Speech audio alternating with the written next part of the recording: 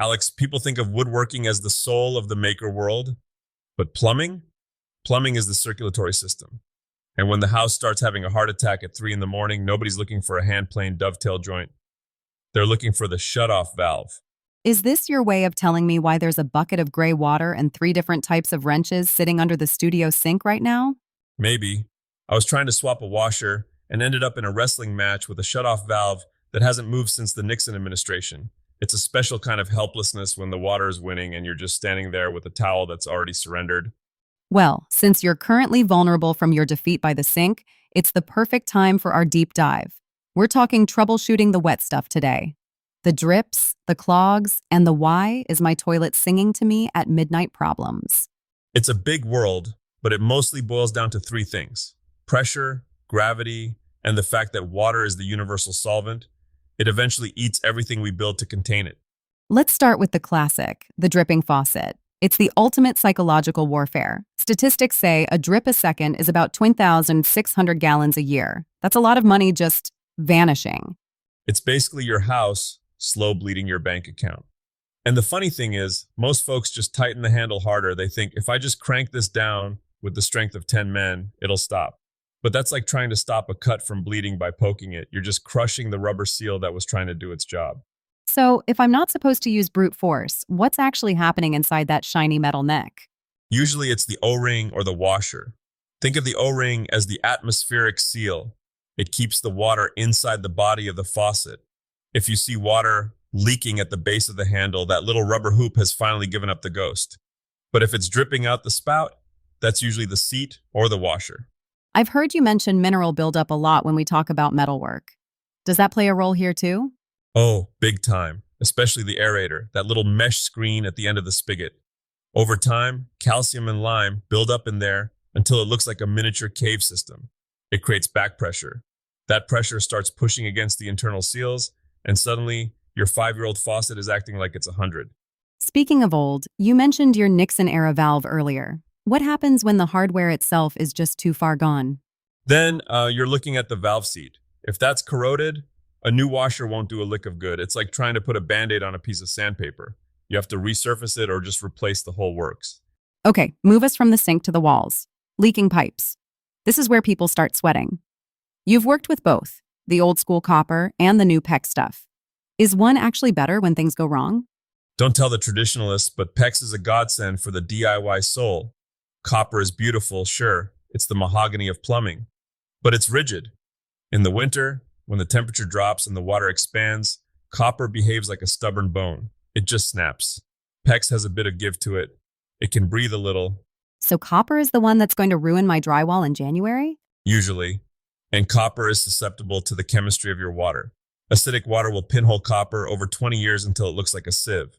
If you're troubleshooting a leak in an old house, look for that green crusty buildup, the bloom.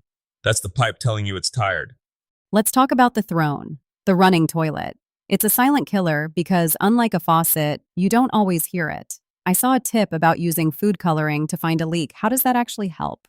It's the simplest bit of detective work you'll ever do. You drop some blue dye in the tank, wait 15 minutes without flushing, and if the water in the bowl turns blue, your flapper's leaking. It's the smoking gun of plumbing. Is it always just the flapper? Because I've seen people jiggling the handle like they're trying to start a lawnmower. The handle jiggle is a temporary fix for a ghost problem. Usually the chain is too long and getting caught under the seal, or the fill valve float is set too high. If that float is adjusted wrong, the water level rises until it pours down the overflow tube. It's a safety feature, but it'll run forever if you don't dial it back. It sounds like most toilet issues are just $15 parts and a little patience. Why do people wait until their water bill is $400 to fix it? Because people are intimidated by the wet. There's a fear that if you touch one thing, the whole system will explode like a geyser. But a toilet is just a series of simple mechanical levers and gravity. Once you realize the water in the tank is clean, or mostly clean, you lose that EW factor and start looking at it like a machine. What about the no hot water panic? Is that always a call the pro situation? Not always. If you've got gas, check the pilot light. If it's electric, check the breaker. Modern tankless heaters are even fussier. They have minimum flow rates. If you put one of those ultra water-saving shower heads on, it might not pull enough water to even tell the heater to turn on. So you're telling me being too eco-friendly can leave me shivering in a cold shower? Exactly, it's a delicate balance. And if you're in a cold climate, the condensation drain line on those high efficiency units can freeze shut. If the water can't get out, the heater won't start. It's usually just a matter of thawing a little plastic pipe outside. We can't talk plumbing without clogs. The kitchen sink is basically a graveyard for everything we shouldn't have put down the disposal. Grease, coffee grounds. What's the worst thing you've pulled out of a drain? Children's toys are a classic, but the silent assassin is actually grease. People think if they run the hot water while they pour the bacon fat down, it's fine. All you're doing is giving that grease a luxury escort further down the pipe before it cools off and turns into a brick of wax. And then we reach for the liquid drain cleaner. I can feel you cringing from here. Oh, I'm cringing into the next zip code. Those chemicals are nasty. They're hard on the pipes, worse for the environment, and if they don't work, you've just created a sink full of acid soup that the plumber now has to reach into. Use a plunger first, then a snake. If those fail, try the baking soda and vinegar trick.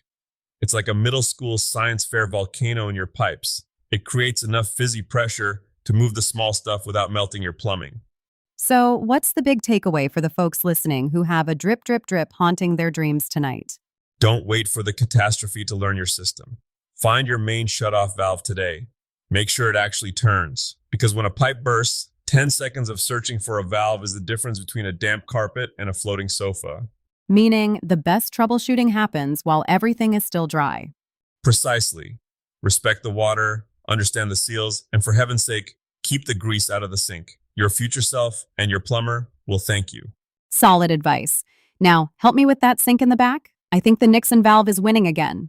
Grab the big wrench, we're going in.